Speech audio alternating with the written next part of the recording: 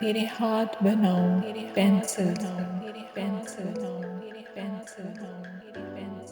उस हाथ पे अपना हाथ रखो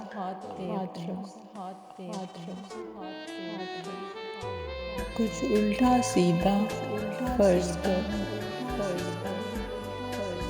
कुछ उल्टा सीधा हो जाए मैं आह लिखूं तू हाय कहे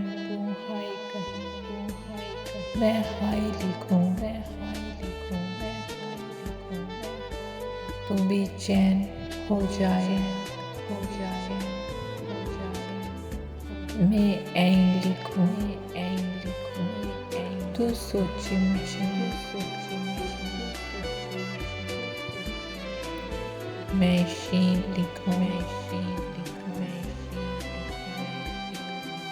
तेरा शौक बढ़े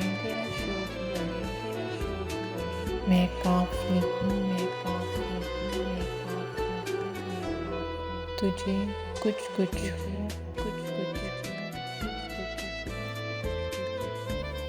मैं इश्क लिखूं तुझे हो जाए